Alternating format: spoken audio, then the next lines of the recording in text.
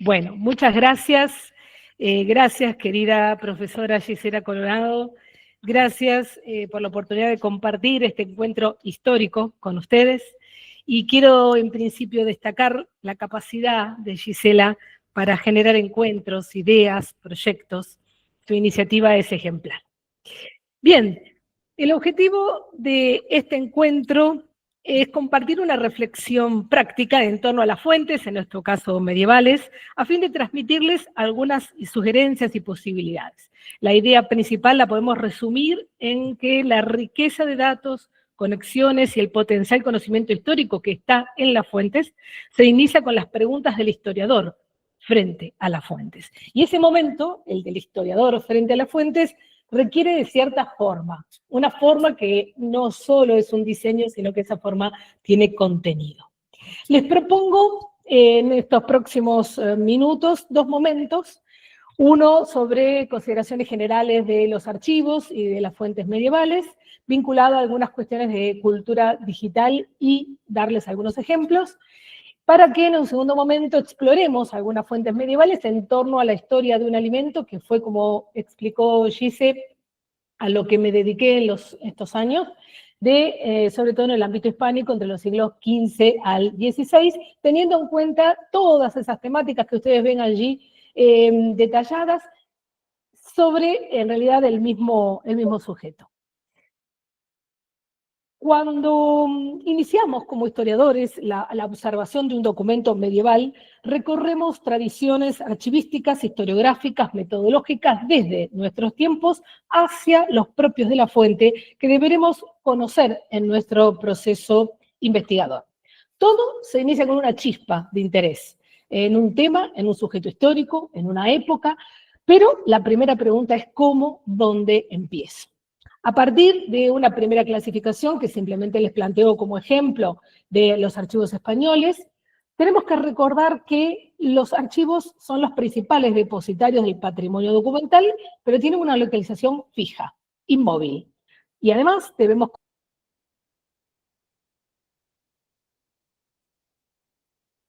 Por ejemplo, en el caso concreto de la historia medieval y de la temprana edad moderna hispánica, ha sido bastante habitual en la historiografía de los años 70 y 80, muy influenciada por la escuela francesa de los anales de las décadas anteriores, la elaboración de tesis doctorales sobre importantes localidades del medievo, en que la metodología de trabajo consistía precisamente en la consulta exhaustiva del conjunto de la documentación conservada en los archivos locales, complementada generalmente con la portada por los archivos generales.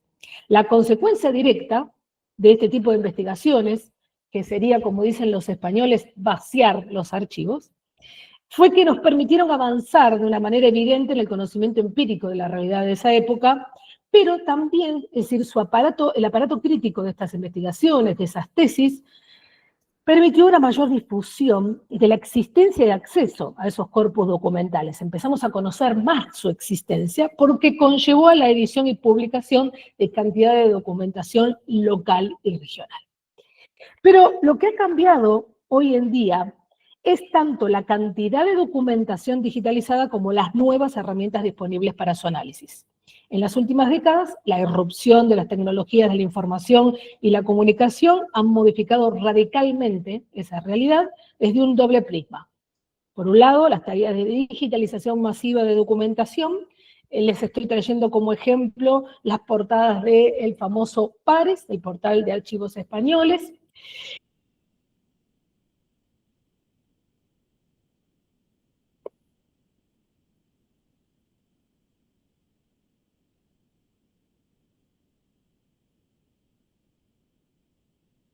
de fuentes ubicándolos en el contexto general y según los parámetros de ordenamiento de cada archivo o biblioteca o centro proyecto de documentación. Entonces, lo que nos tenemos que preguntar es qué tipo de documentación conserva cada uno de estos centros, cómo está organizada la documentación, cuál es la historia del archivo. En muchas oportunidades también los archiveros, hay algunos en la historia del archivo que han podido ser determinantes, sobre todo de fines del XIX, XX en adelante, porque han modificado a lo mejor los criterios, actualizándolos o no, siguiendo algún criterio personal, la forma en cómo se ordena esa documentación, ese patrimonio documental. Entonces nosotros necesitamos encontrar esa documentación y para encontrarla, pero en principio para buscarla, necesitamos entender esas vías, entender esos criterios, porque detrás de esa presentación, de esa clasificación que tienen este tipo de portales como el que están viendo, detrás de ese ordenamiento de los fondos documentales,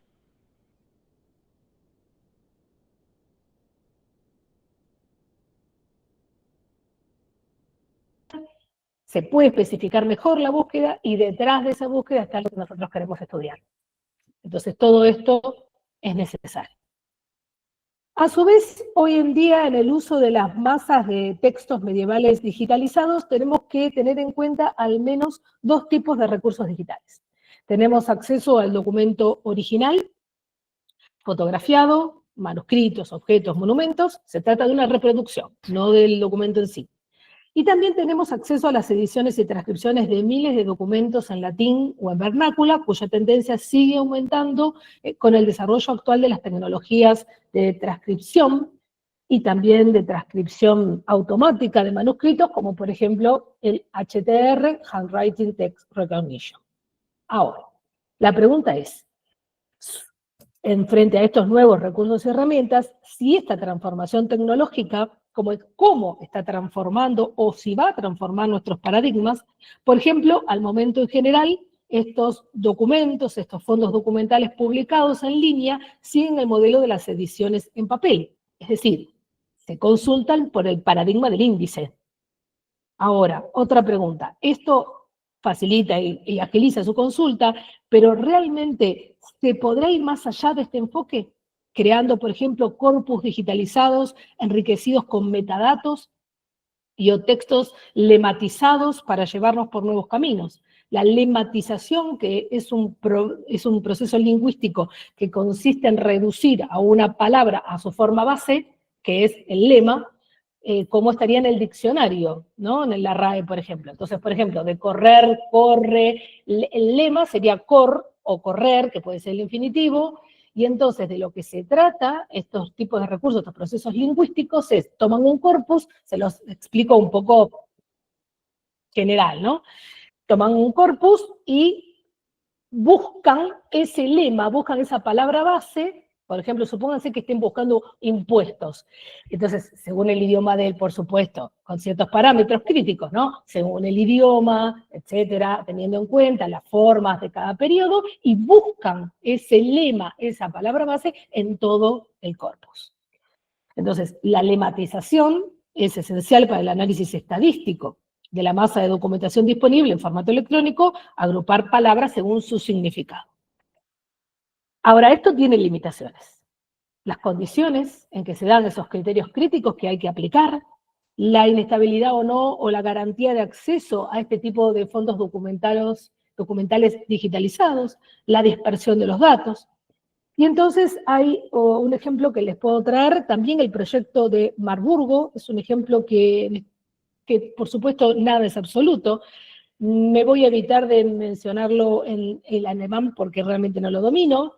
La página aparece inicialmente en alemán, la traduje al español, y este proyecto de Marburgo, del Instituto de Historia Medieval, es un archivo de fotografías de documentos originales antiguos. Nació, fíjense ustedes, con la difusión de la fotografía en 1894, y el archivo contiene alrededor de 16.000 documentos, en aproximadamente 43.000 negativos, que representan la mayor parte de la tradición documental original del Imperio Germánico medieval hasta el año 1250.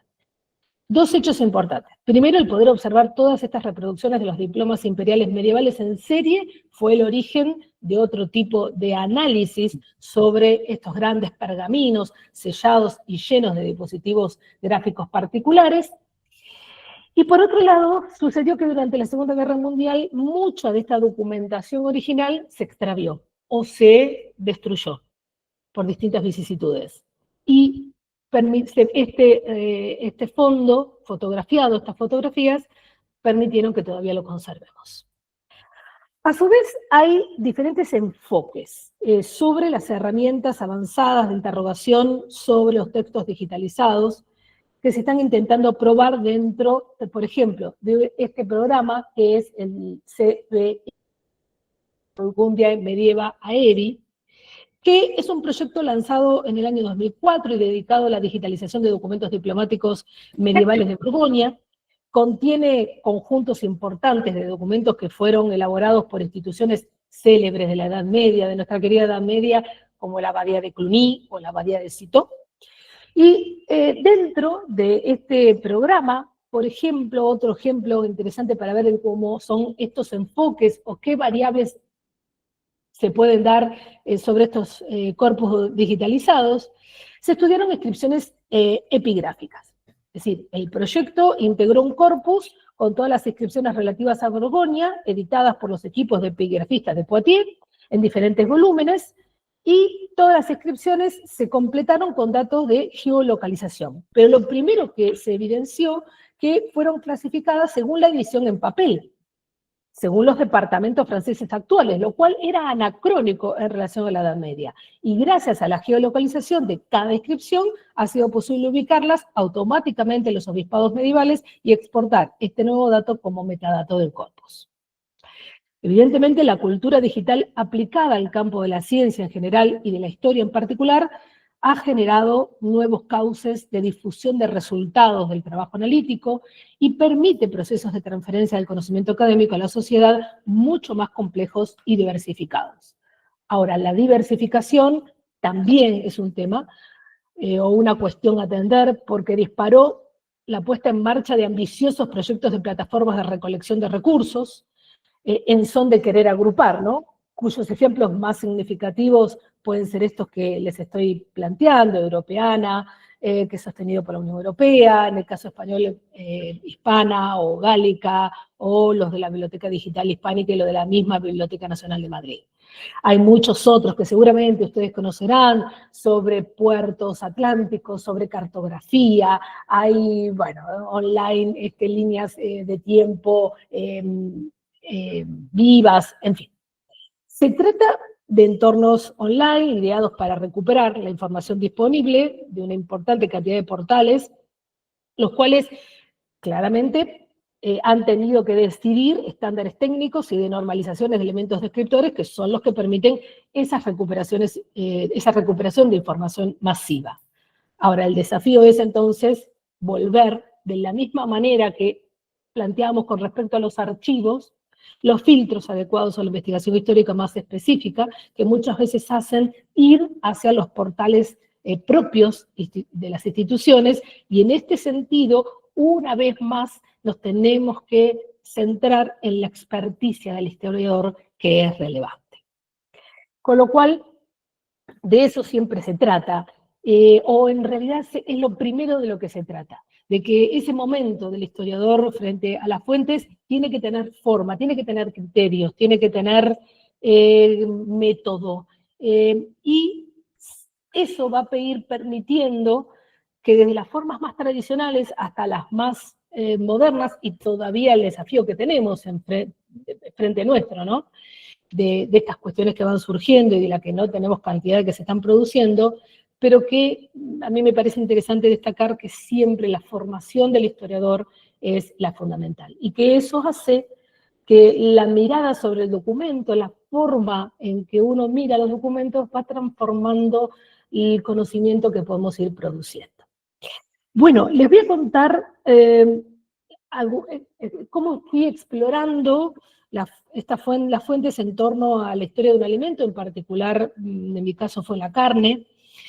La historia de los alimentos, en principio, hay que entender que se inscribe no únicamente en la vida cotidiana, porque alimentarse, porque consumir un alimento implica un acto cotidiano, y entonces por eso podría ser menor, sino que todo acto cotidiano, los más básicos justamente, el de vestir, el de comer, están vinculados con una red histórica mucho más importante o relevante o compleja, la historia económica, la historia social, la historia cultural, y que tiene importantes antecedentes desde las primeras décadas del siglo XX y con importantes aportes desde otras disciplinas, por supuesto la sociología, la antropología, que configuraron un desarrollo historiográfico diverso, con distintas perspectivas de análisis, biológicos nutritivos, producción y consumo, sabor, gusto, cultura alimentaria, con contribuciones significativas de las escuelas de Anal, pero que también han sido muy enriquecidos por postulados teóricos subsiguientes, tanto italianos como anglosajones,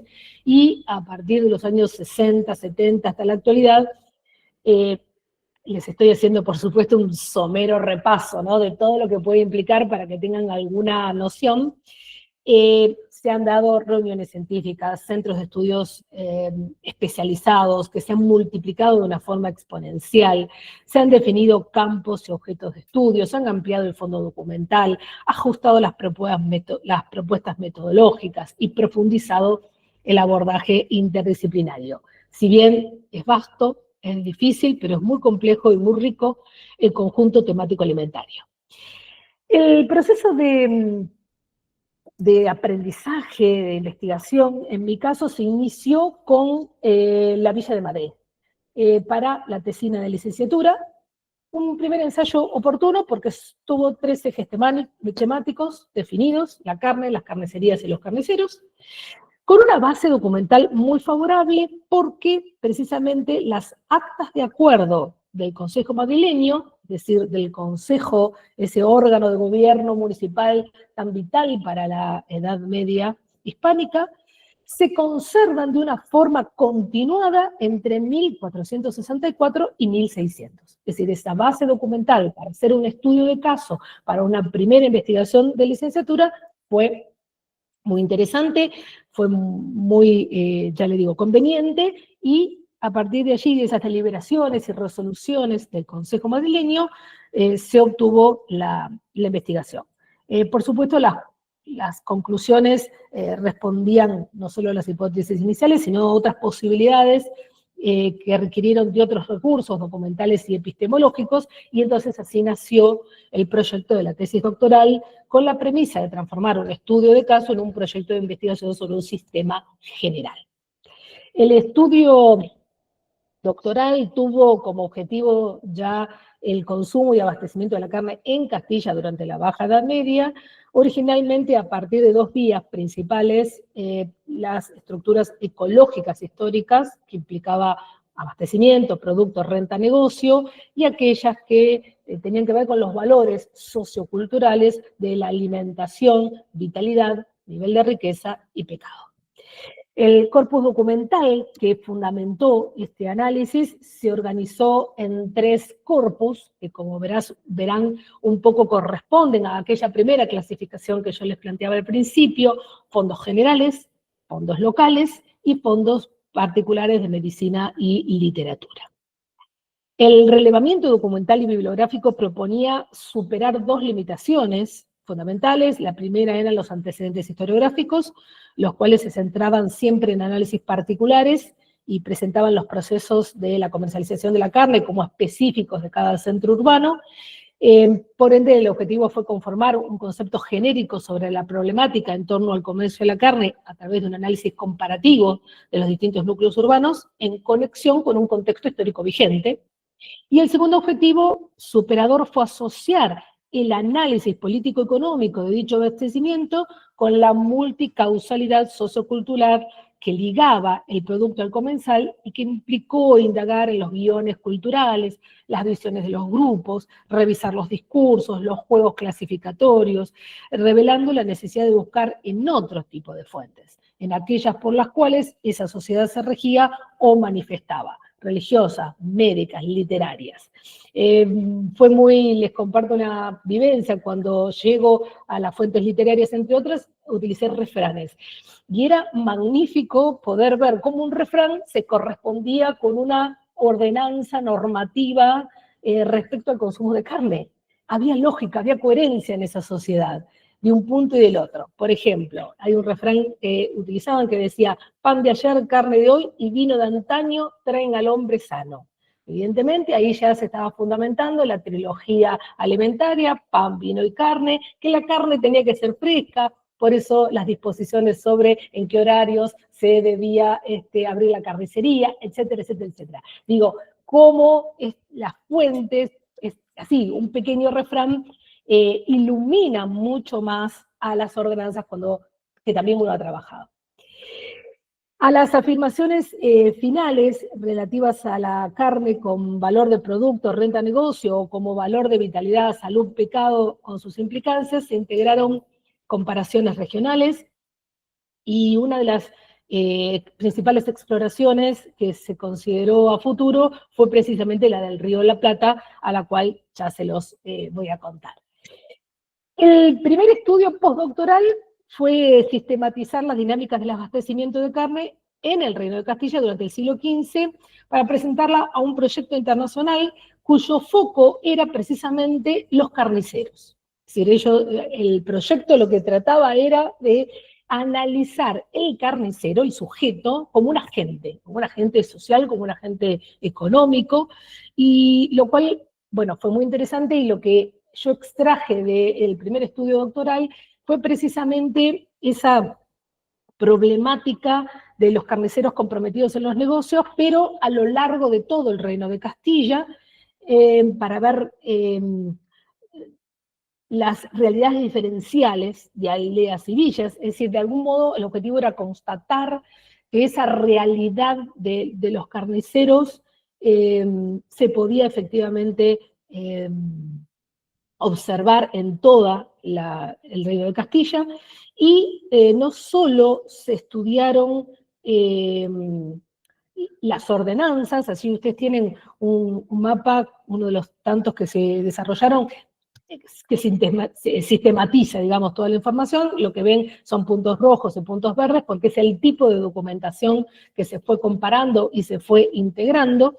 De un lado tienen, por supuesto, ordenanzas, pero también se reunieron otro tipo de documentación, como la procedente de fondos general de Simancas, del Registro General del Sello, de la Chancillería, es decir, diversos tipos de fuentes judiciales y notariales, procedentes además de archivos locales, como fue el de Toledo, el Tordesillas, o también fuentes documentales de la Real Academia de la Historia, porque un poco lo que también se buscaba era contrastar lo que la ordenanza, lo que la normativa especificaba y los problemas, la realidad, los conflictos. Entonces, cómo se combinaban esos fondos documentales. Entre medio de este proyecto, o en realidad cómo llegó a este proyecto, lo cual también es interesante, cómo uno va haciendo pequeños estudios y tengan confianza que esos pequeños estudios siempre dan frutos. Los pequeños pasos siempre dan frutos, porque yo llego a este proyecto porque hice un pequeño estudio sobre un carnicero.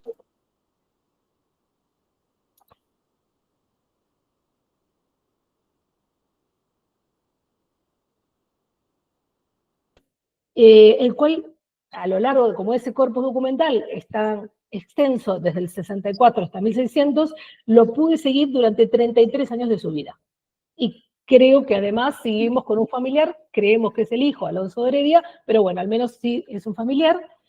Y entonces lo que se pudo estudiar es precisamente cómo fue evolucionando el negocio de la carne de Pedro de Heredia, cómo ascendió socialmente, cómo terminó siendo funcionario del Consejo, en qué redes económicas se movía.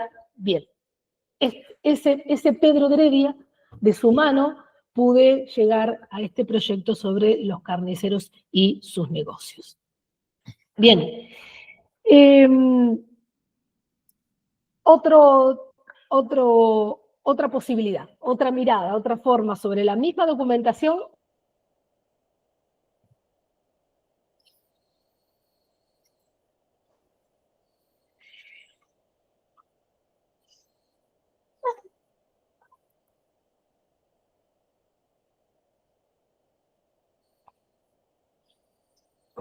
En el frente atlántico de la provincia de Cádiz, justamente buscando lo más cerquita, aunque la distancia 9.000.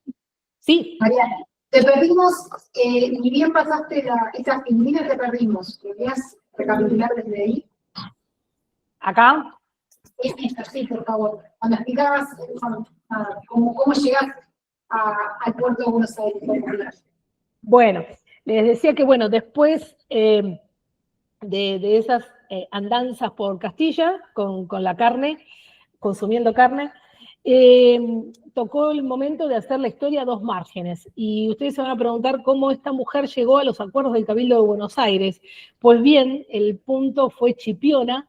Chipiona es una villa andaluza que está en el frente atlántico de la provincia de Cádiz, pero no obstante así la separan 9.500 kilómetros de Buenos Aires, pero tenía una razón de ser porque Chipiona fue repoblada muy tardíamente y entonces se puede ver en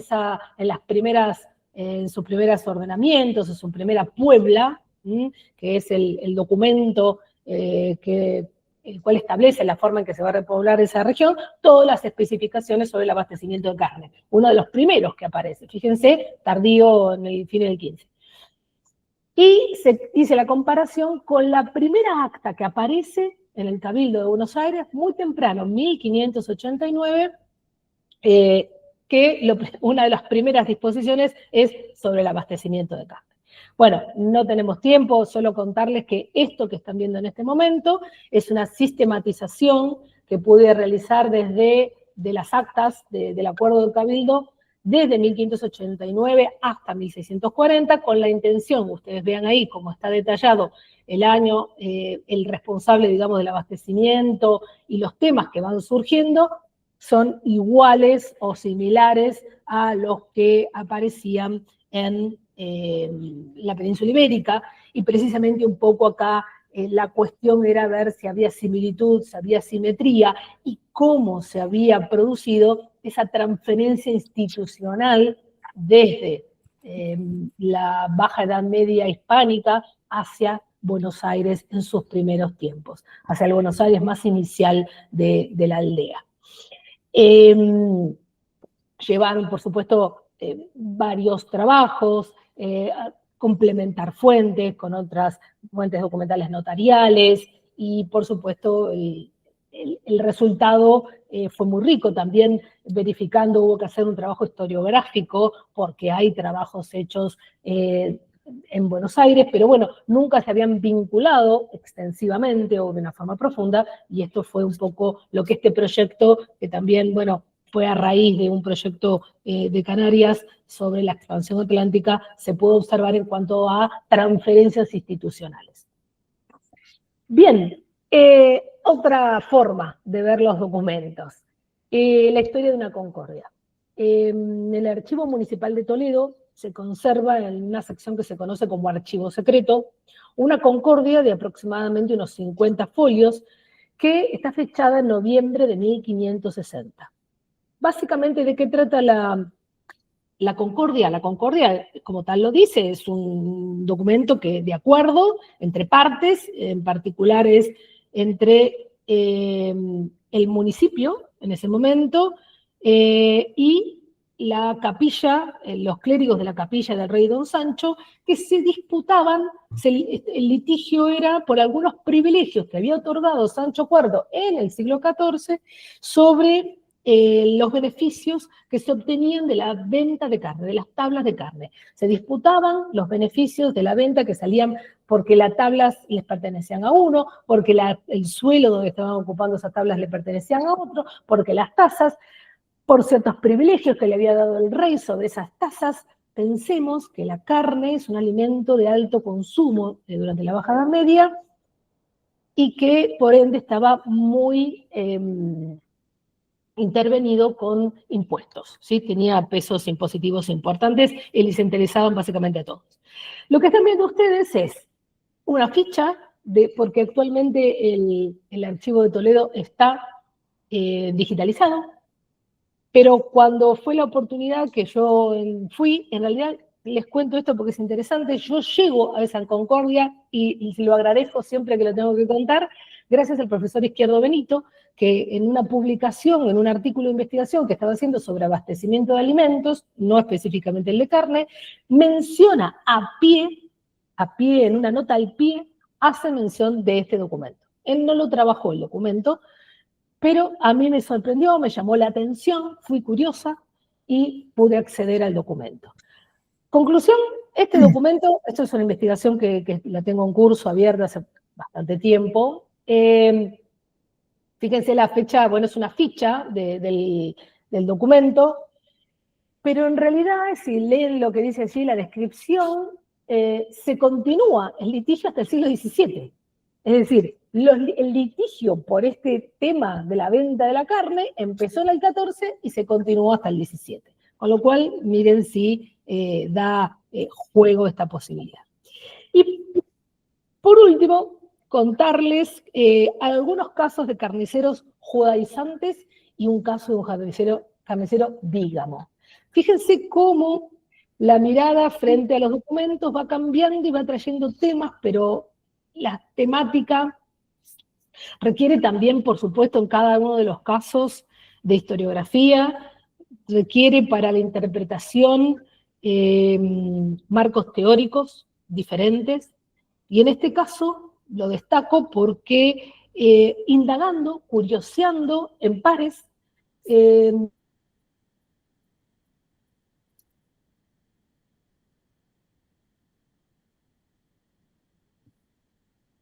de Inquisición, pero su oficio es el de carniceros, y están todos juntos. Están clasificados todos juntos. Y esto es interesante, ¿no? Bien, el conjunto documental es de 6 procesos de fe inquisitoriales que tienen la coincidencia de corresponderse con una misma área geográfica, que es la Puebla de Guadalupe. Y después se sumó un caso más, que es este último de Azarta Miguel, que tiene que ver con un carnicero que fue acusado, que hay unos líos fatales porque se hizo pasar por clérigo, entonces, bueno, terminan siendo penalizados tanto el carnicero como los clérigos, en fin. Pero acá surgen, en todos estos casos, nociones de conflicto, nociones de reglas, normas, delito, que deben distinguirse. Y en realidad esto también es una investigación que está abierta, cuestiones de identidades territoriales, políticas, urbana e individual, que cada uno de ellos se corresponde precisamente con un oficio, pero también con cierto grupo social, y su identidad individual debía reflejar cierta identidad comunitaria en el contexto de un modelo político ejercido por los reyes católicos y en tránsito a la modernidad, y sin embargo el conflicto en común era el incumplimiento de una norma social determinada como ley, y pone en juego, pone en jaque esa identidad establecida. Simplemente como conclusión les diría que si bien el historiador debe de desarrollar ciertas aptitudes y habilidades importantísimas, la primera es la curiosidad. Nunca debemos quedarnos con la primera lectura. Hay que leer y leer las fuentes y con método ir descubriendo los velos, cambiando por la curiosidad las formas de observar los documentos. Requiere sí de lectura progresiva, como seguramente lo están haciendo ustedes, pero sean curiosos. Y a través de la curiosidad denle en forma, denle en método, por supuesto, denle en teoría, y me parece que se puede lograr una amplia variedad de formas de leer la documentación.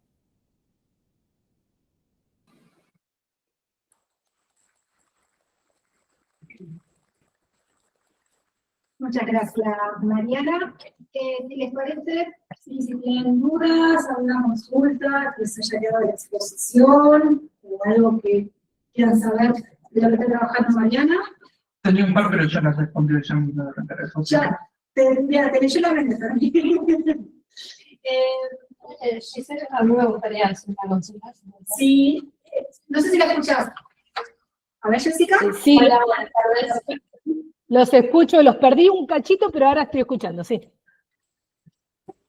Bueno, mi consulta está relacionada porque, bueno, quizás a mí me interesaba el tema justamente del consumo de carne, incluso, bueno, vengo en otra materia, en General 5, a presentar un proyecto en relación al consumo de carne para el siglo XIX.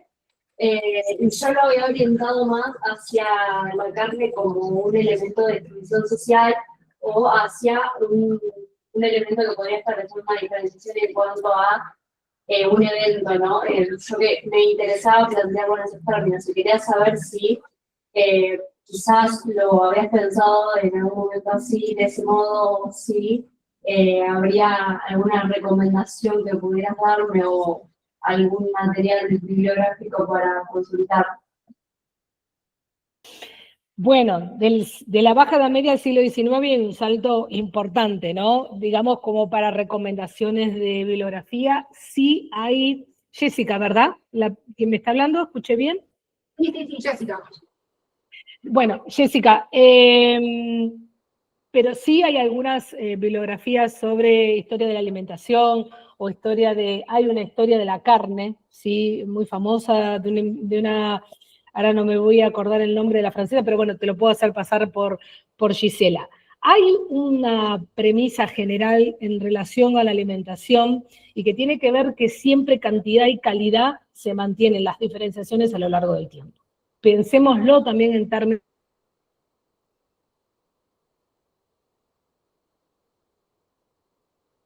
Pensemos en la Edad Media, en la Baja Edad Media, el tipo de pan que se consumía es diferente, o que se valoraba para la nobleza era diferente al que valoramos nosotros ahora.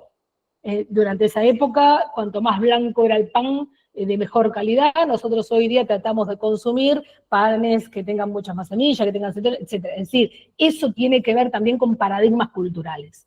Entonces, pero lo que hay por debajo de eso, que cantidad y calidad dependen, por supuesto, de las diferenciaciones sociales, económicas. Algo que se ha dicho siempre es, bueno, los pobres durante la Baja Edad Media no consumían carne. Sí, consumían carne, claramente que no en la misma cantidad ni el mismo tipo de carne, pero uno recorre todas las ordenanzas y una de las grandes preocupaciones del sistema de abastecimiento urbano era que haya carne fresca para que los trabajadores vayan a su trabajo. Es decir, y esto significa que, bueno, no era un noble el que estaba yendo a trabajar. Entonces, sí, es decir, ahí es una premisa básica. Cantidad y calidad modifican según las variedades o las diversidades sociales y económicas, y que eso también está atravesado por las cuestiones culturales. Sí, lo he trabajado. No sé si Jessica te responde un poco la pregunta, le puedo pasar la bibliografía a Gisela después. Sí, muchas gracias. Voy a tener en cuenta también como todas las cosas que has ido tirando para poder pensarlo en el otro momento.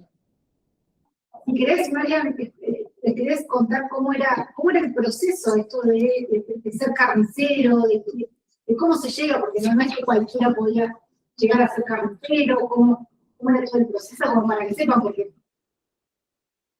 Bueno, sí, parece como que fuera un señor comerciante de lo más común como el nuestro, ¿no? En realidad, bueno, es interesante ver que la diferenciación laboral, podríamos decir, es muy tardía, es de fines del 15, fines del 15, porque hay una figura que es el carnicero que puede ser a veces un poco confusa, porque se denomina carnicero al que provee los animales, pero también es el carnicero el que la corta. Sin embargo, el primero puede ser el inversionista, porque, por ejemplo, puede ser el propietario de los rebaños.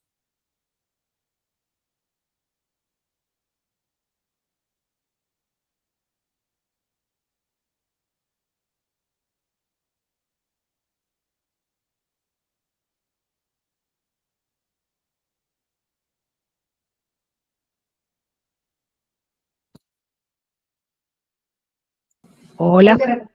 Sí. Quedamos en los Ahí, propietarios. se cortó, ¿no? Sí, quedamos en los propietarios de los rebaños. Bueno, los propietarios de los rebaños, bueno, yo les decía que hay mucha documentación ahí todavía para ver por qué podían ser propietarios de grandes rebaños y solo un porcentaje de esos animales iban para el destino de la alimentación. Todavía en cuanto a porcentajes y demás, hay estudios que se están haciendo de ganadería. Pero entonces puede haber un primer sujeto que es precisamente el propietario del ganado, luego hay otro que es el que oficia como intermediario, para, por ejemplo, vender ese ganado a un determinado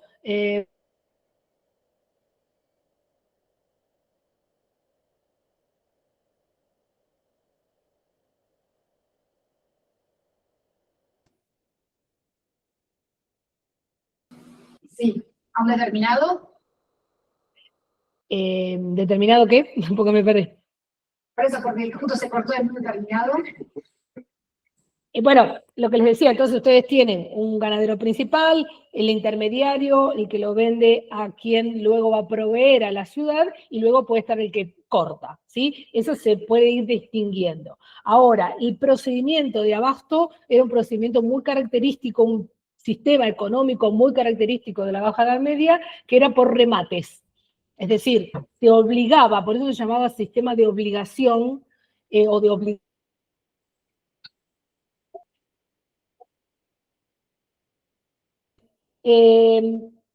Se remataban al mejor postor que pudiera comprometerse a abastecer de carne durante el término, generalmente de un año, a la ciudad.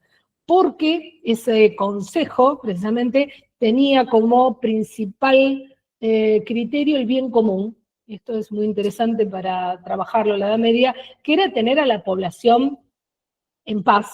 Y eso significaba también que la población pudiera acceder a la alimentación.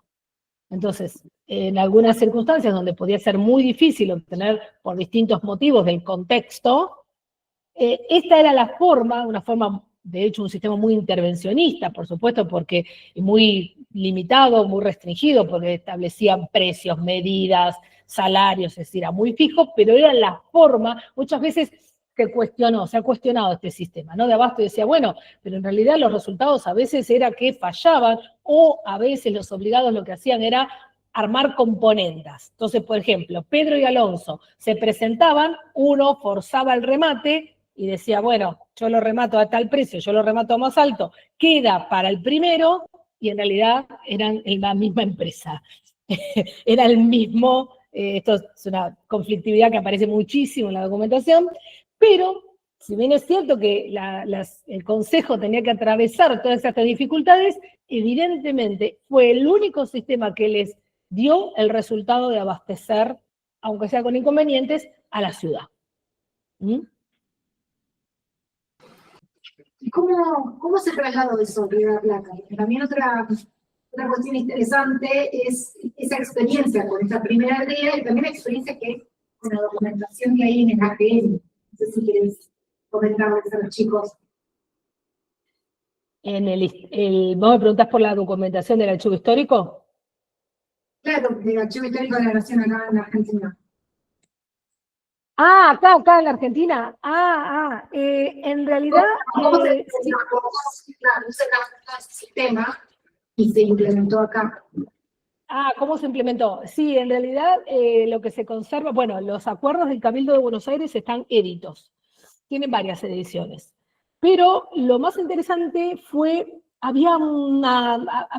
las primeras hojas no se conservan, porque aparentemente la primera edición de los acuerdos del Cabildo se hicieron, se transcribieron, se copiaron a través de presos que los pusieron a transcribir. Entonces imagínense que eso tuvo algunas dificultades.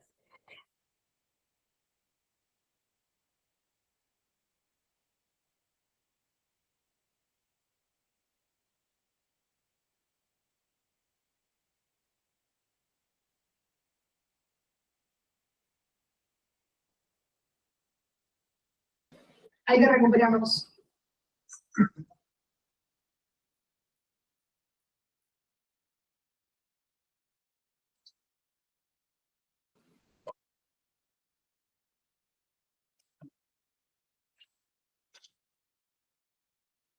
¿Ahora? ¿Nos escuchan? Sí, ahora sí. Bueno, les decía que los espíritus de los carniceros nos están persiguiendo, chicos. Voy a apagar la cámara para ver si ayuda un poquito. Dale. Bueno, entonces les decía que cuando uno ve los documentos originales de los acuerdos y poder observar los papeles y demás, hay algunas enmiendas en los documentos que llaman la atención. Y eso tiene que ver justamente con uno de los...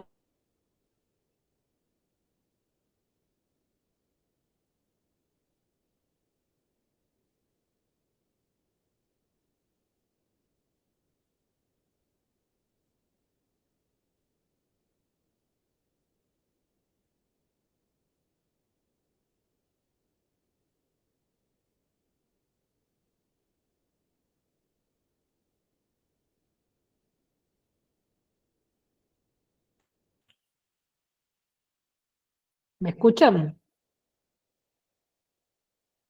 Ahora sí, lo perdimos, pero ahora sí.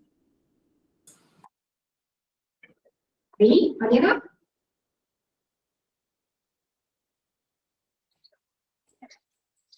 ¿Mariana?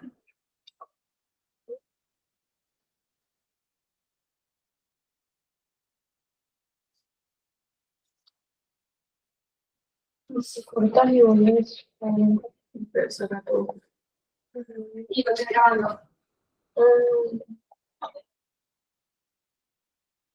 A ver, Mariana.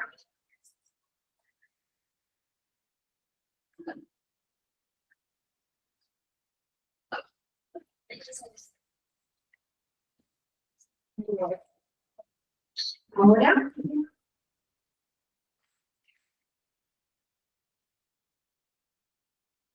Así se conecta por escucha. A ver. Ahí está. No.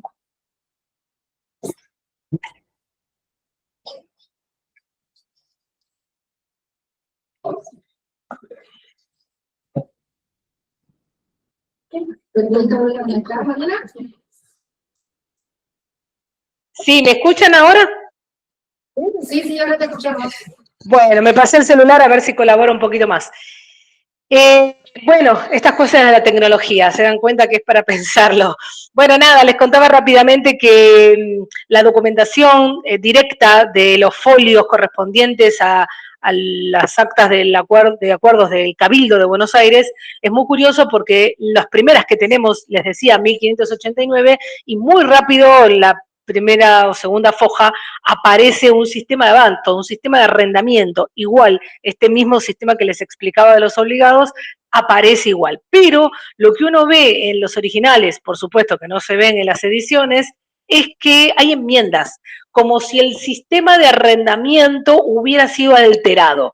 Lógicamente porque las posibilidades, los recursos, imagínense, en esa primera aldea muy primitiva, con muy pocos recursos de organización, hizo que, bueno, las formas institucionales se adaptaran. Pero en realidad los lineamientos generales del sistema de arrendamiento fue igual. Después tuvo la adaptación a Buenos Aires, ya les digo, por cuestiones de las posibilidades de oferta. El proceso del tema de la carne fue diferente porque, ustedes ya saben, nosotros en este país ganadero, esa reproducción de los animales fue maravillosa.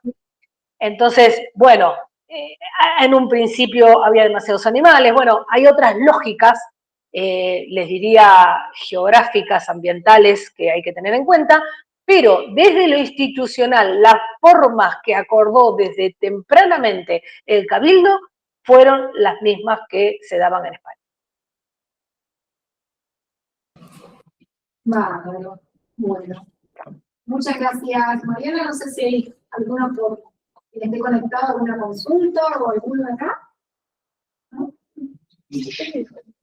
Bueno. Muchas gracias, Mariana. Y Francesco, ¿estás por allí? Bueno, muchas gracias. Buenas tardes. Gracias, Mariana. Gracias, Mariana. Hola. Ahí te estamos escuchando, Francesco, y te estamos viendo. Hola. ¿Cómo va? Todo bien, todo bien. Bueno, has llegado finalmente. Co- Corriendo. Muchas gracias por esta carrera. No, gracias a ustedes y os pido inmensa disculpa, pero hice confusión. con los horarios y bueno, pero estoy aquí y conseguí llegar a tiempo. Bueno, si te parece, Francesco, vamos a Sí. presentarte. Sí, hoy Yo- inicia este siglo diciendo que son dos queridas personas las que nos acompañan. Más allá de colegas, son queridos amigos, y Francesco es un querido amigo que ya hace varios años que está trabajando con nosotros en Mar del Plata, y nos ha visitado varias veces en Mar del Plata, Argentina. Entonces les presento a Francesco Renzi, que es doctor en Historia por la Universidad de Bolonia, ¿sí? Actualmente es profesor de las asignaturas de Historia de la Historiografía, Teoría y Topología de Fuentes y Recursos Digitales para el estudio de la Edad Media e Historia Económica Social en el medieval del Departamento de Historia y Estudios Políticos Internacionales de la Facultad de Letras de la Universidad de Oporto. También fue profesor de la Universidad Católica Portuguesa, también fue profesor de la Universidad Nacional de San Juan y de la Universidad de Leiden en Holanda. Sus investigaciones han girado en torno a la historia eclesiástica de la plena Edad Media en Italia y en especial en la península ibérica. Hoy, el resultado de estas investigaciones es una activa participación en diversos ámbitos académicos, proyectos de investigación internacional, una extensa producción en italiano, español e inglés, ¿sí? Entonces, le doy la bienvenida, Francesco, muchas gracias por estar, y cuando quieras, son todos oídos. Sí, bueno, en primer lugar, muchísimas gracias por la presentación. Es un honor y un gusto estar aquí con vosotros. Y yo os pido disculpas más una vez porque acabé de dar clase en portugués. Por eso es posible que los primeros minutos mezclaré un poquito los dos idiomas, pero en teoría después de la situación debería mejorar. Y yo había preparado un pequeño PowerPoint, no sé si lo consiguen visualizar. Sí, sí. La única cosa es que no consigo, solo un segundo, que no consigo meterlo con la pantalla entera. Y porque hoy estoy a tener problemas también con el Google Meet. Si no, lo vemos así, no hay problema. Sí, es que el problema es que no consigo mudar la... interrompo solo un segundo Sí, sí.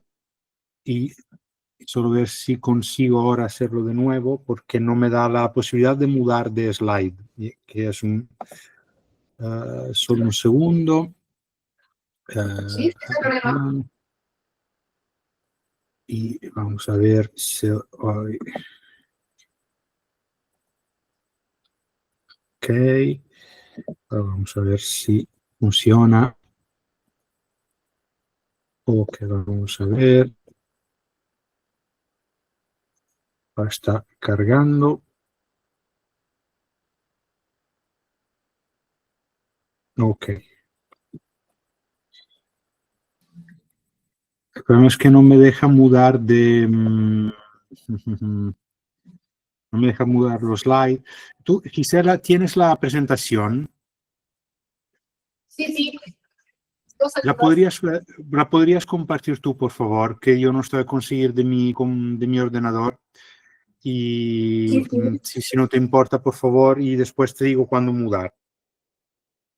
Ah, bueno.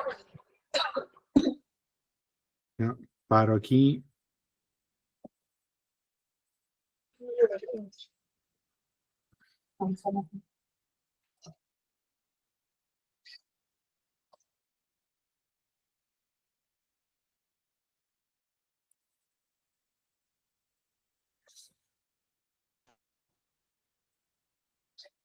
Ahí la estoy abriendo.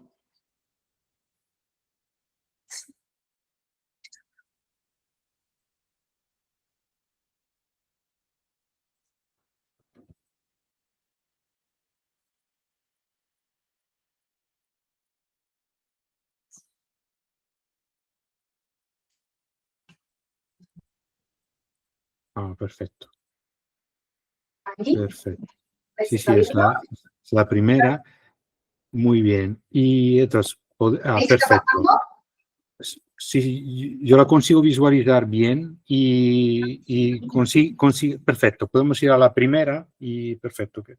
Muy bien, entonces, podemos empezar. Muchísimas gracias, Gisela, que te di muchísimo trabajo.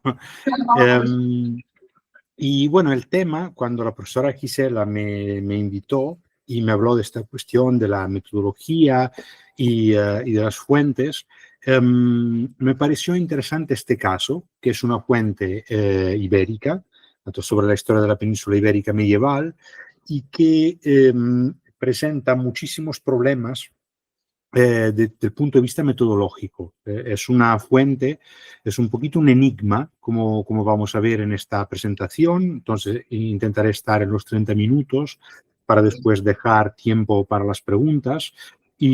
Pero sí es una especie de enigma, porque veremos que esta fuente, el Parroquiale Suevorum, por tanto, las parroquias de los suevos, es una fuente muy complicada, muy compleja y que lanza toda una serie de desafíos al historiador cuando debe tratar la cuestión de la geografía medieval y en particular de la geografía eclesiástica ibérica. Y podemos pasar a la siguiente, al dispositivo siguiente. Y, por tanto, presentaré esta fuente, el Parroquiale Suevorum, y es una fuente bastante conocida a los historiadores que se ocupan de la península ibérica medieval y que se parece mucho con otra fuente conocida como Divisio Bambae, la división de Bamba. Bamba, esta división de la geografía eclesiástica fue atribuida a este rey Bamba, que fue un rey visigodo en el siglo VII, y que presenta la división de los episcopados, sobre todo en el área de Castilla. Y sobre esta fuente, que es más conocida que el Parroquiale Suevorum, han trabajado varios historiadores, por ejemplo, en Argentina, Mariel Pérez, de la Universidad de Buenos Aires, y después un historiador alemán como Luis Fones, un historiador inglés que trabaja en España, en la Universidad de Burgos, que es David Peterson, y Iván García Izquierdo, que trabaja en la misma universidad. Por eso es una fuente muy trabajada por los historiadores. El Parroquiale es un poquito menos conocido, pero es una fuente semejante y que, como decía, coloca muchísimos desafíos a los historiadores. Esta fuente fue utilizada, por ejemplo, para estudiar la geografía eclesiástica gallega y portuguesa entre la tarda antigüedad y la alta Edad Media, sobre todo después para estudiar las reivindicaciones de las diócesis en los siglos XI y XII y las fronteras medievales de las diócesis galaico-portuguesas.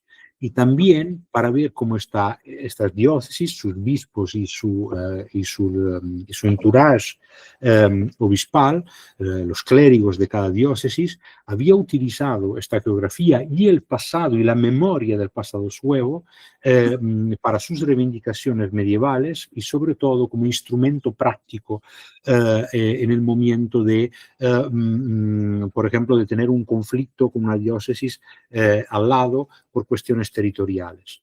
Ahora, el contexto es muy importante porque lo que se asiste en el siglo XI y en el siglo XII es a la restauración de muchas diócesis en el espacio ibérico, en particular a partir de la mitad del siglo XI. Eran diócesis que habían desaparecido o que habían tenido periodos muy largos de vacancia episcopal y muchas habían desaparecido después de la conquista musulmana en el siglo VIII. Y varias de estas diócesis, no todas, por ejemplo, una diócesis muy importante que era Mérida, no será restaurada y sus derechos después acabarán por ser entregue a Santiago de Compostela cuando será elevada como arquidiócesis, como sede metropolitana en Misentivente, pero varias diócesis que ya existían en el periodo suevo y visigodo, por ejemplo Braga, que hoy está en Portugal, fueron restauradas. Y muchísimas de estas diócesis buscaron en este pasado suevo o visigodo, en el caso de la Divisio Bambae en Castilla, una legitimación contra sus competidores eclesiásticos o civiles en el siglo XI y XII. Y por eso estas fuentes tenemos que encuadrarlas dentro de este proceso de restauración y de reconfiguración de las iglesias ibéricas que tuvo lugar, por ejemplo, en el siglo XI, en el siglo XII, y como fecha inicial, normalmente la historiografía tomó el Concilio de Coyanza de 1055, en que, como si uno ve las actas, son poquísimos los obispos que participan. Después hay por lo menos dos versiones, la versión de Coimbra y la versión de Liber Testamentorum de Pelayo de Oviedo, y por ejemplo la de Pelayo de Oviedo no aparece el obispo de Oporto, que me aparece en la de Coimbra, por eso hasta tenemos listados episcopales diferentes. Pero lo que podemos observar en las actas del Concilio de Coyanza es que fundamentalmente las diócesis eran muy pocas en el Reino de León Castilla, todavía en el siglo, a la mitad del siglo XI, y que a partir de allí muchas serán restauradas. Braga es restaurada en 1070, 1071, Coimbra en 1080, Oporto es restaurada definitivamente entre 1112 y 1114, después de una vacancia episcopal a partir de 1075, y más diócesis, por ejemplo, en Galicia hay varios cambios de sitio para Mondoñedo. O sea, estamos en un periodo con Compostela que se transforma en una sede archiepiscopal. Hay la transferencia de la sede del episcopado de Iria, que es el actual padrón en Galicia, desde el lugar del apóstol en Santiago, donde estaba el santuario con las reliquias, y por lo tanto estamos en un periodo de grande transformación de este espacio, y dentro de este periodo de transformación empiezan a circular fuentes como el parroquiale Suevorum. Y podemos, quisiera, por favor, pasar al diapositivo siguiente.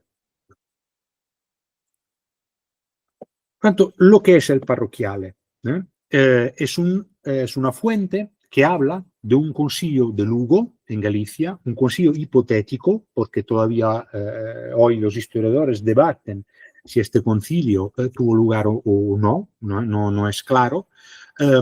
Este concilio hubiera sido convocado en el año de 569 por el rey suevo Teodomiro, y por eso que el parroquiale Suevorum es conocido también como Divisio Teodomiri, la división eclesiástica de Teodomiro.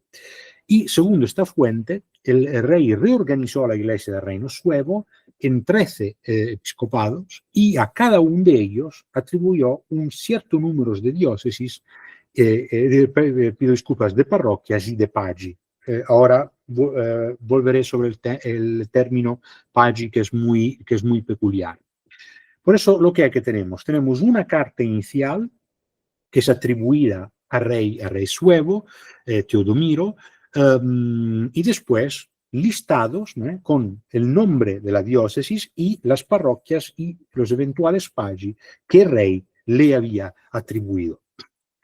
Mas, como decía, esta fuente, que por lo tanto es atribuida al siglo VI, empieza a circular, ¿no? Nosotros tenemos hoy testimonias de su circulación solo a partir del siglo XI. Por eso, más una vez, es este el momento en que esta tipología de fuente empieza a circular.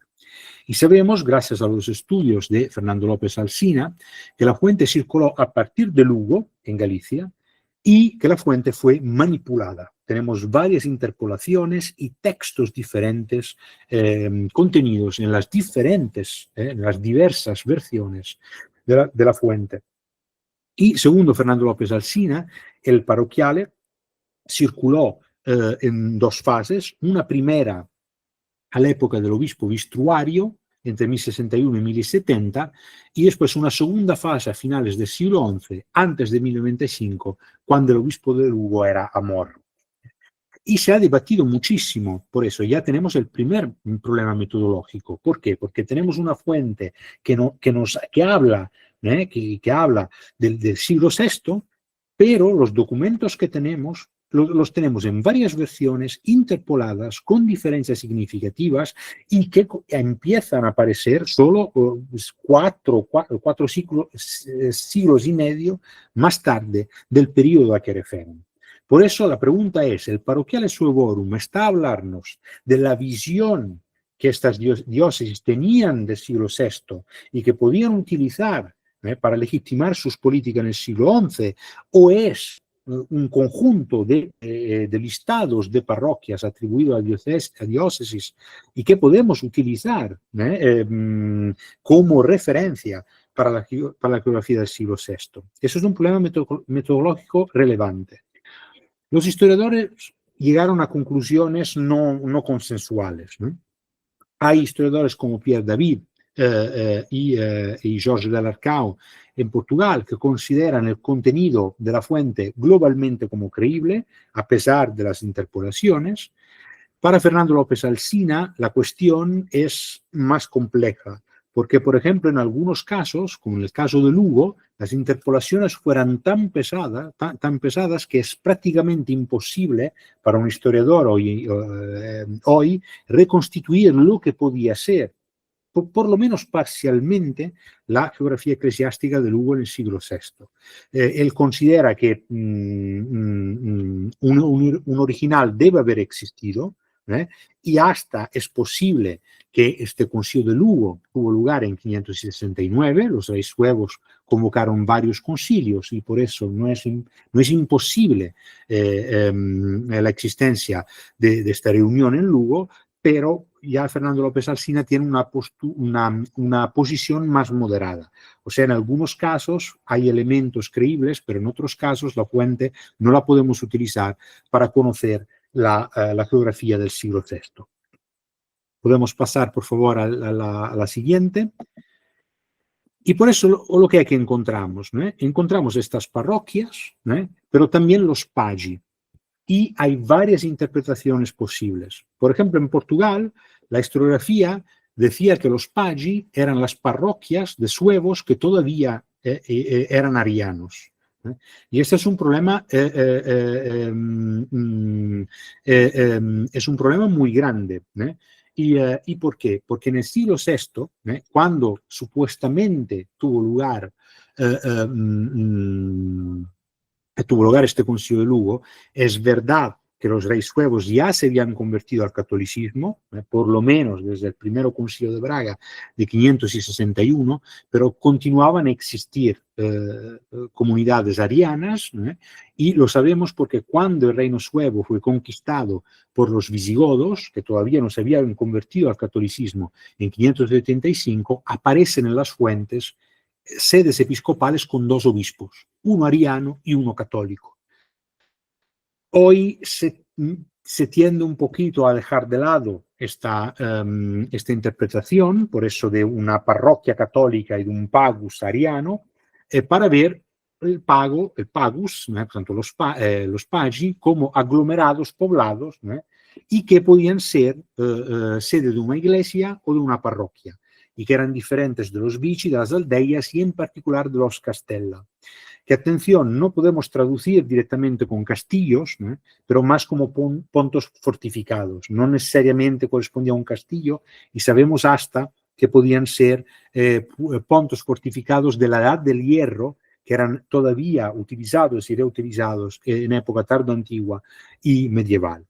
Y pasando a la siguiente, sabemos que de esta fuente existen por lo menos 6 versiones, una en Lugo, en el Tumbo Viejo, dos en Braga, en el Liber Fidei, una en Orense, que fue editada por Manuel Risco de la España Sagrada, una en Coimbra, en la documentación del Cabildo de la sede de Coimbra, y una en el Tumbillo de las Concordias, que es un tumbo de Compostela, más tardío, es de finales del siglo XII, pido disculpas, final del siglo XIII, y en este tumbillo tenemos una copia de una versión del parroquiale.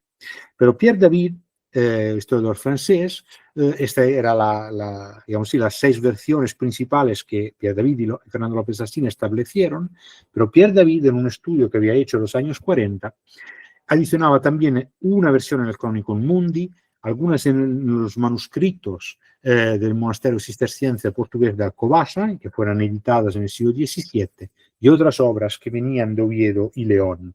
Por eso ya podemos ver que es una cronología muy compleja. Y en la siguiente En el siguiente slide, en el siguiente diapositivo, podemos ver las 13 diócesis, ¿no? Tanto Braga, Lugo, Bretoña, que era una sede no territorial, el obispo se llamaba Mailoc, por eso probablemente era para los bretones que estaban allí en Galicia, Idaña Bella, Coimbra, Tui, Orense, Oporto, Viseu, Lamego, Iria Flavia, que después será Compostela a partir de 1095, Astorga y Dumio, que después desaparece en el siglo IX y inicialmente se transfieren los obispos en Mindunieto, en Galicia, y después que será la sede de Mondoñedo, pero que, como decía, mudará lugar varias veces en el siglo XII. Y en los dos mapas siguientes podemos ver un poquito la geografía, cuando hablamos de los suevos, ¿no? Por eso estamos esta es la Galaecia, que no es la Galicia, obviamente es un territorio mayor, la Galaecia romana, y que más o menos correspondía al territorio del reino suevo. Y en el diapositivo siguiente podemos ver la parte de las diócesis. Aquí son incluidas, en este espacio, ¿no? En verde, son incluidas las diócesis que están mencionadas en el Parroquiale Suevorum. Por eso estamos, ¿no?, entre las actuales Galicia y Portugal, ¿no?, en el cuadrante noroeste de la península ibérica. Pasando a la siguiente, podemos ver varios problemas metodológicos, ¿no? Pasaron 15 minutos, por eso esta segunda parte ha presentado la fuente. Quería hacer 3 ejemplos de cómo esta fuente es compleja de analizar, ¿no? El primero será la carta de Teodomiro, después las diferencias que tenemos entre los varios listados de parroquias en el Parroquiale Suevorum, y después el problema de la diócesis de Oporto, porque la diócesis de Oporto aparece en el Parroquiale Suevorum de 569, pero en la documentación del siglo VI no existe. Por eso ya es un problema, como se diría, ¿no?, en buen castellano, de los gordos, ¿no?, para un historiador. Y vamos al primero, tanto la siguiente slide. Esta es la famosa carta de Teodomiro que abre, ¿no?, el Parroquiale Suevorum. Y podemos leer, la traducí del latín en castellano, es en el tiempo de los suevos, y ya tenemos un problema. ¿Por qué en el tiempo de los suevos? Si es un documento contemporáneo, la fuente ya parece introducir una distancia temporal, y si se habla del tiempo de los suevos, eso lo que es que implica que fue escrita después, cuando ya el tiempo de los suevos se había acabado, o sea, cuando su reino ya había sido conquistado por los visigodos. A la primera línea del documento ya tenemos un problema enorme. Por eso, en el era de 607, 569, el día 1 de enero, el príncipe Teodomiro mandó hacer un concilio en la ciudad de Lugo. Después de haber cumplido todos los que habían impuesto al concilio, el mismo rey dirigió su carta a los obispos que estaban allí reunidos. En el mientras que leían la carta, decidieron en el sínodo que la sede de Lugo debía ser metropolitana como la de Braga. Por eso, Lugo, en Galicia, elevada al estatuto metropolitano, por eso una provincia eclesiástica, un archiepiscopado con algunas diócesis sufragáneas. Si podemos ir, por favor, a la siguiente, tenemos los historiadores ahí todavía hoy debaten sobre esta cuestión, si alguna vez Lugo fue una sede arzobispal en el tiempo de los suevos, porque no lo fue en el tiempo de los visigodos, a pesar que el dux, desde el punto de vista militar visigodo, sabemos que residía en muchísimos casos en Lugo, y su diócesis se mantuvo a lo largo de la Edad Media, pero tenemos las actas del Concilio de Braga de 572, en que, como podéis ver, se fala de un sínodo lucensis ed un litigius lucensis metropolitana ecclesia episcopus is gestis subscripsi. Por tanto, que un obispo metropolitano de la iglesia metropolitana de Lugo, Nicetius, este era su Nicecio, había suscrito las actas. Y vemos, no son llamadas provincias, son llamadas sínodos, y con un grupo de obispos que firman, suscriben por Lugo y la otra por Braga. Y encontramos la lista, el listado que vimos, porque vemos el arzobispo de Braga, el obispo de Orense, de Coimbra, de Iraña, de Lamego. No vemos el obispo de Oporto. hay un obispo llamado Magnetensis, de Magneto. Ahora iré a ese problema. Y después Iria, Astorga, ¿no? Tui, este Mailok, que vos decía, ¿no? Que parece un nombre celta, ¿no?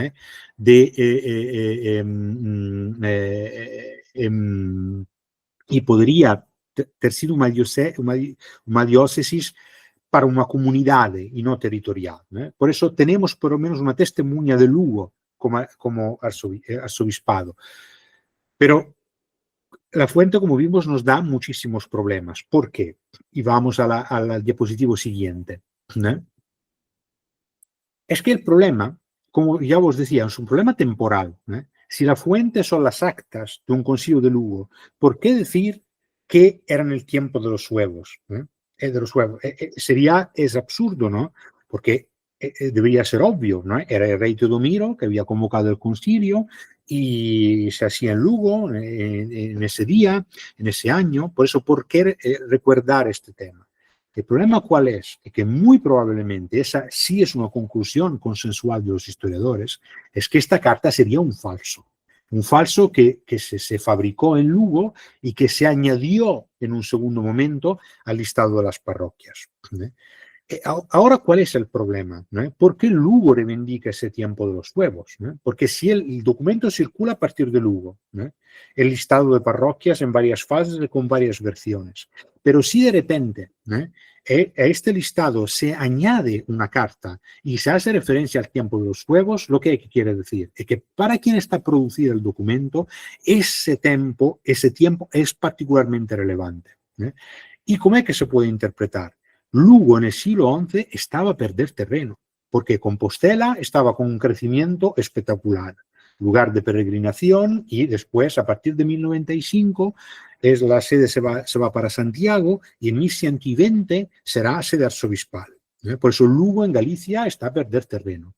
Y después es restaurada Braga.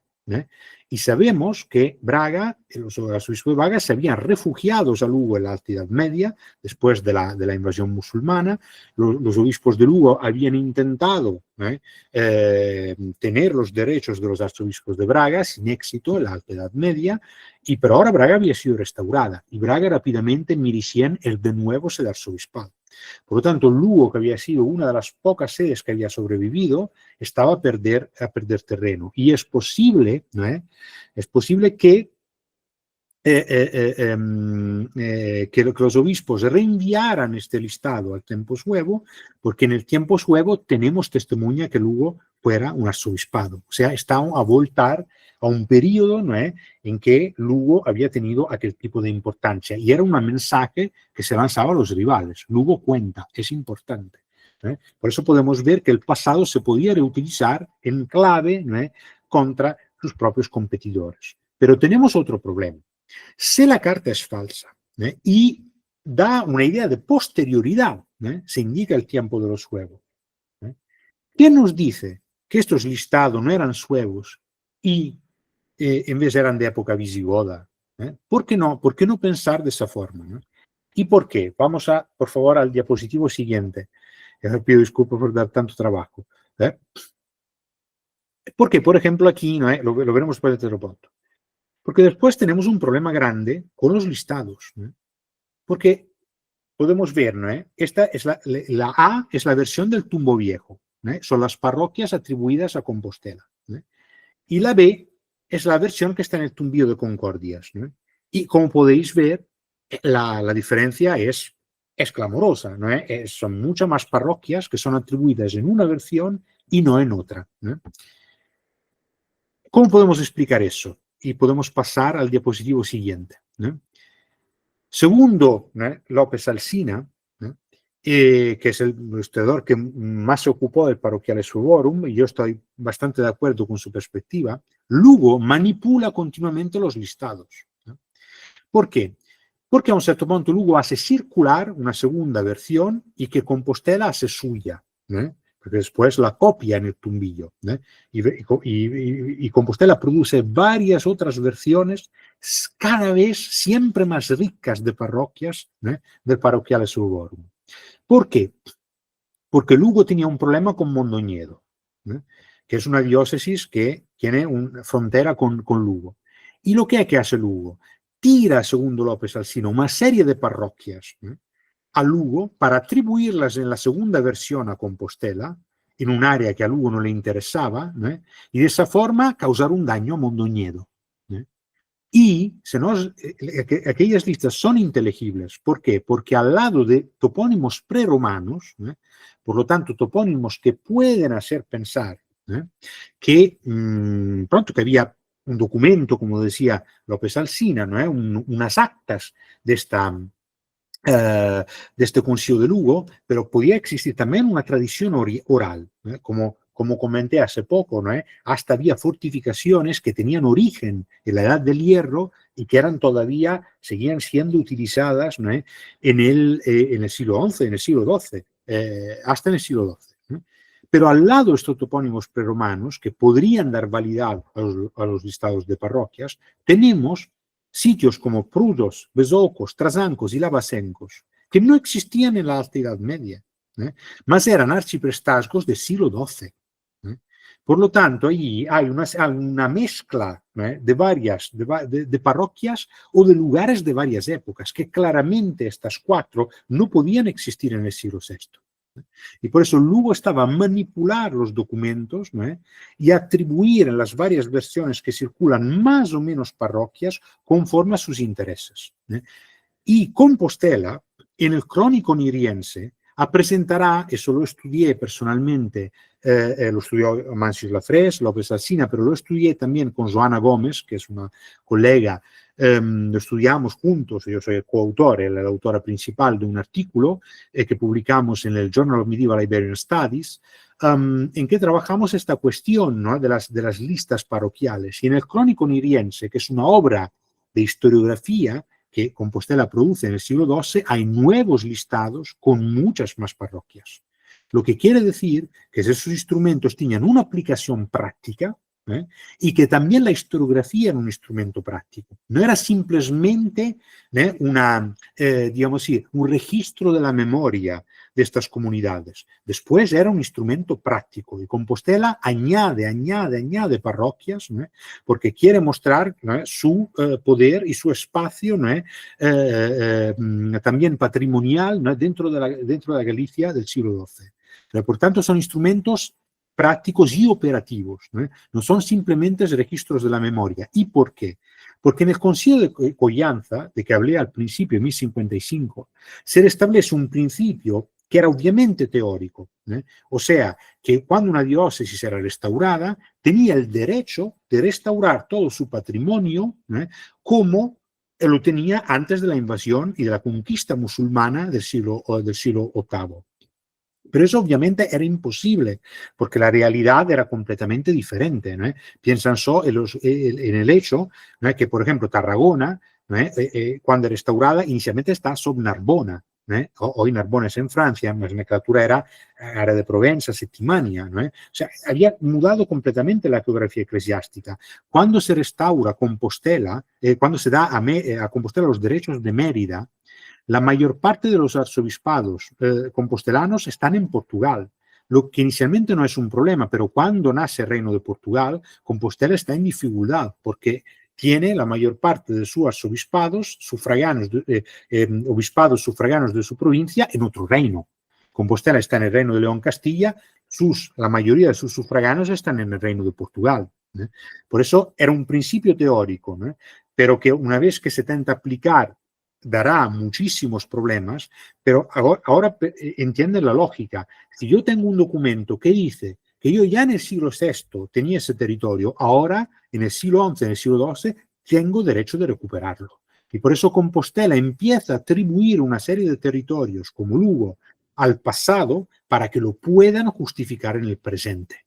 Por eso son instrumentos operativos y tenemos el problema metodológico de hacer con que estos listados no sean simplemente un conjunto de nombres, pero sean inteligibles y lo podemos después colocar en su contexto. Y vamos al último punto, que es el problema metodológico 3, allí está 2, pero es 3, pido disculpa. ¿Qué es lo que decía al principio? en el listado del Parroquiale Suevorum tenemos un episcopado, ¿no? Un obispado de Oporto, Portuscale, ¿no? En latín. El problema ¿cuál es? Es que en las fuentes del periodo, en el segundo concilio de Braga de 572, no encontramos obispo de Oporto ninguno. Lo que encontramos es un obispo de Meinedo o Magneto. Pero ¿cuál es el problema? Por tanto, y es muy complejo aquí, porque en una fuente fechada de 569, que es el parroquiale, encontramos Meinedo o Magneto como una de las parroquias que dependían de Oporto.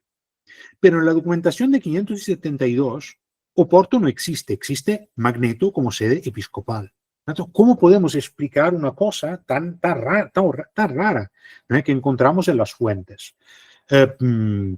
Los historiadores ofrecieron tres grandes explicaciones, y yo hice, juntamente con otro historiador, Andrea Mariani, una cuarta explicación, que es una provocación a los historiadores. ¿Por qué?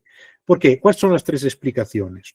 Oporto era la prefiguración de Meinedo Magneto, pero no se puede demostrar. La diócesis tenía la sede en Oporto, pero el obispo residía en Meinedo Magneto.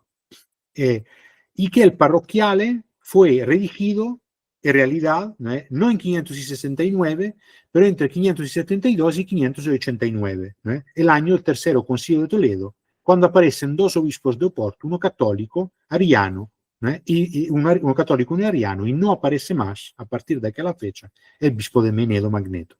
Pero hay aquí un problema, porque entre 572 y 589 muda todo, porque en 585 los visigodos conquistan el reino suevo y todavía no se habían convertido al catolicismo. Recaredo se convertirá privadamente, probablemente ya en 587, y después públicamente en el tercero concilio de Toledo en 589. Y vamos a la penúltima slide. Aquí podéis ver, en 572 aparece un viator magnetensis ecclesiae episcopus, mas en el parroquiale Magneto es una parroquia de Oporto. Hay un problema que las fuentes nos colocan. Y siguiendo enfrente, en el próximo diapositivo, aquí tenemos problemas. En primer lugar, no tenemos ninguna fuente que demuestre que Oporto fue la sustituta de Meinedo Magneto. Por lo tanto, eso se debería colocar como propuesta y no como una explicación sólida, porque no tenemos fuentes. Es una propuesta, interpretación respetable, plausible, pero que no está documentada. Podemos descartar, sí, seguramente, la cuestión de la residencia, porque un obispo no mudaba de nombre si mudaba de residencia. Y eso lo vemos ya en el siglo VI, en el siglo VII, VIII, IX, en la Alta Edad Media. Los obispos de Milán en el siglo VI residen decenios en Génova y continúan a ser los obispos de Milán. Los obispos de Dumio inicialmente decían de ser obispos de Dumio residentes en otro sitio en Galicia, en Mindunieto. Los arzobispos de Braga eran degens en Lugo, o sea, ya estaban en Lugo inicialmente. O sea, ya un obispo podía residir por variadas razones en otro sitio, pero mantenía su título. No mudaba el título porque mudaba de residencia. Imaginen los papas, que estaban poquísimos en Roma, debían mudar la residencia cada semana, cuando viajaban. Por eso esta idea la podemos tranquilamente descartar. ¿Cuál es la propuesta que hice hace años, que hicimos con Andrea Mariani, que es un investigador que trabaja aquí en Portugal? Es que, lo que decía al principio, datar y fechar el parroquiale Suevorum entre 572 y 589 no es un simple ejercicio de dar una fecha a un documento, es mucho más, porque muda completamente el contexto. En 585 los visigodos conquistan el reino suevo. Antes de 589 no tenemos ninguna mención de Oporto. La única referencia al tiempo suevo está en la carta de Teodomiro, que como vimos es un falso o por lo menos tiene muchísimas dudas de autenticidad. Y Oporto, sabemos que Portuscale recupera una cierta importancia precisamente con los suevos. Y entonces, no podría ser que esta división fue hecha en el tiempo de los visigodos. Se preservó la memoria a través de la documentación o de una tradición oral perdida y que en el siglo XI luego lo atribuyó al tiempo de los suevos, porque para ellos era un periodo particularmente relevante del punto de vista de la legitimación y por tanto no sería una fuente que recuerda, a pesar de haber sido interpolada, una división sueva sino visigoda y que fue atribuida a los suevos por los intereses de quien produjo el documento, con una parte probablemente falsa. Y voy a las conclusiones, porque ya hablé 4 minutos más y me tomo solo 1 minuto para concluir.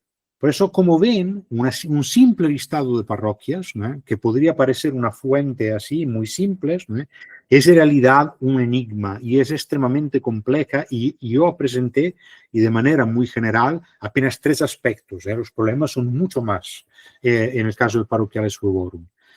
Y por eso lo que debe hacer un historiador, verificar todas las partes del documento, porque el documento es una construcción con interpolaciones y adaptaciones locales, que se ven, por ejemplo, también en el caso de Braga. Tenemos que verificar los topónimos, tenemos que verificar el contexto en que las diócesis operaban y que eran diferentes a distancia de siglos. Tenemos que buscar documentos externos para validar estos listados de parroquias y tenemos que estudiar la fuente para ver cómo el pasado era reutilizado. Esto que es interesante es que se ve claramente que la península ibérica del siglo XI y XII, el pasado no es solo un recuerdo, es un arma política y patrimonial con un valor altamente operativo. Y por lo tanto, es interesante este proceso mental, ir buscar en el pasado suevo, verdadero o imaginado, como dirían Patrick Geary o Benedict Anderson, una legitimación para el presente. Muchas gracias por la atención.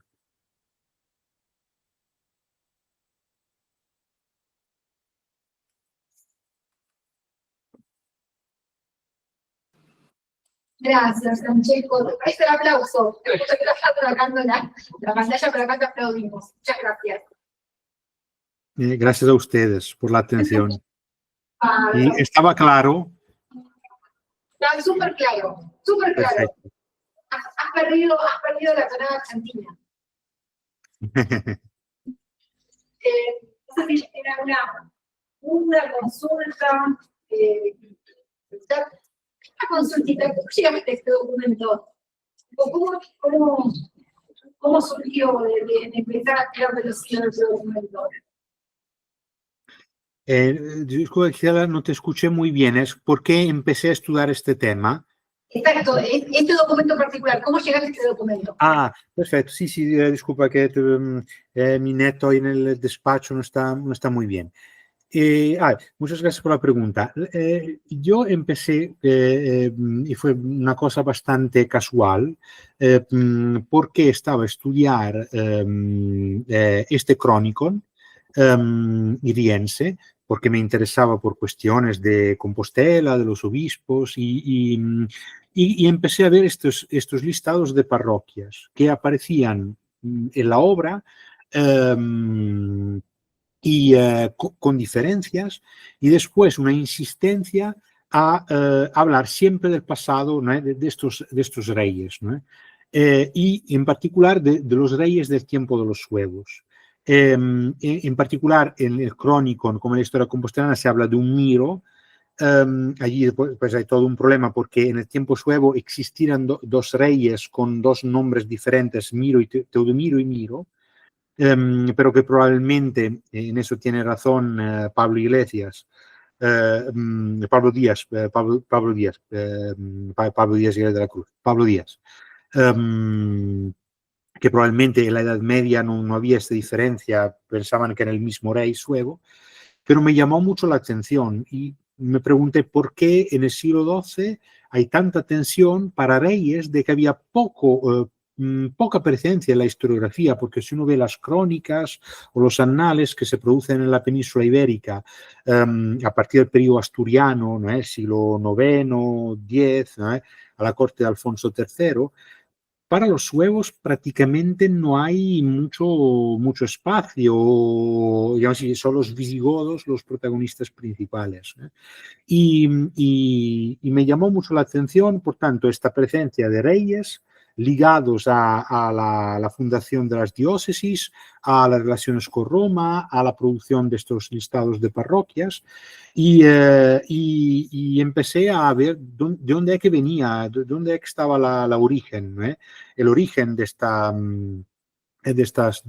fuentes, y ahí hablando con Andrea Mariani, él estaba a estudiar las fortificaciones, porque fue toda una casualidad, y había empezado a estudiar esta fuente para ver si existían topónimos preromanos ligados a las fortificaciones, y de dos lados distintos llegamos a la misma conclusión, que la fuente esencial era este parroquiale, que yo había visto a través de Pierre David, él había leído a través de otros estudios, y por tanto yo estudiaba las instituciones eclesiásticas y las fortificaciones, y los dos juntamos los esfuerzos y empezamos a trabajar en conjunto sobre esta fuente.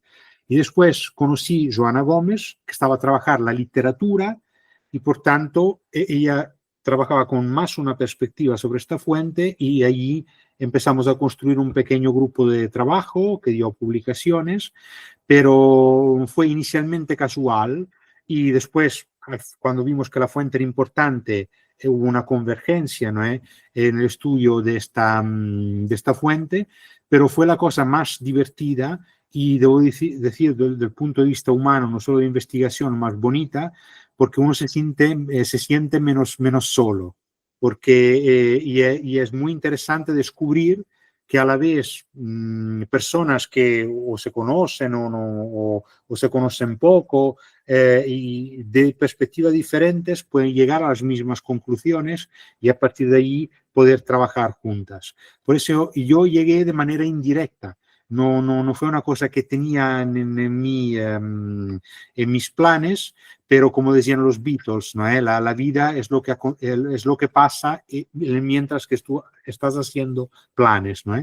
Y por eso cuando me llegó esta fuente pensé que podía ser algo que realmente valía la pena estudiar y dedicarle publicaciones.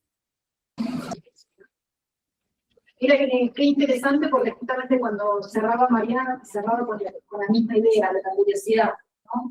Si el historiador no tiene curiosidad, es un mero funcionario, y ahí está, porque todavía Exactamente. queda mucho no solamente por fuentes inéditas, sino por volver a estas fuentes y cuestionar, como decía, fechas, topónimos.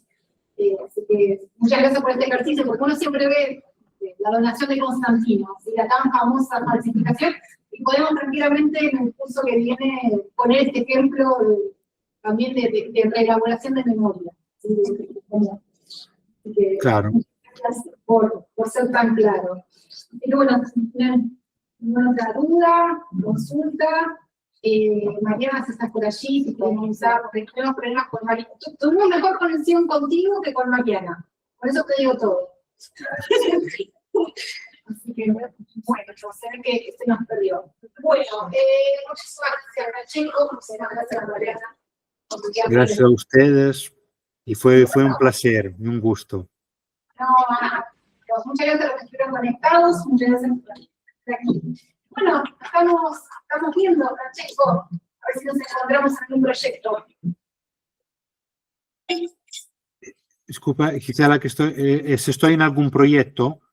No, digo que espero que nos encontremos en algún proyecto. Ah, sí, estoy siempre disponible y estoy siempre encantado de poder participar, y espero que algún día podamos también vernos personalmente, porque ya la última vez que nos vimos presencialmente fue hace 10 años. ¡Tanto tiempo! Sí, ya pasaron 10 años. Por eso que yo estoy siempre disponible, y también si alguien está interesado en estos temas de tus estudiantes y me quiere escribir un email para tener material, un artículo, si yo puedo ayudar, estoy a disposición. Y si puedo ser útil, pueden contar siempre conmigo porque es un gusto volver a vernos y espero un día también personalmente de poder estar allí con vosotros. Bárbaro. Bueno, quién sabe. Conozco a Joana Gómez, hemos trabajado, tuvimos en un congreso y ahora editamos un Sí, sí. participó en un libro Muy que bien. ella editó, así que estamos conectados. No, y saludo con mucho gusto esta iniciativa sobre las fuentes, porque para los estudiantes es fundamental tener este contacto continuo, leer las fuentes, y lo que tú decías de la donación de Costantino es fundamental porque el falso es la fuente voluntaria, no es por antonomasia, porque es producido y con una intención, pero claro, el hecho que es falso es todavía mejor, porque hace surgir una curiosidad, y la curiosidad y la capacidad de colocar cuestiones a las fuentes es lo que distingue al historiador del erudito, ¿eh? Y las fuentes, si no las cuestionamos, no hablan. Por eso que la curiosidad es todo, la curiosidad es todo. Bueno. Muchísimas gracias, nos vemos en la plan. Ya hasta pronto.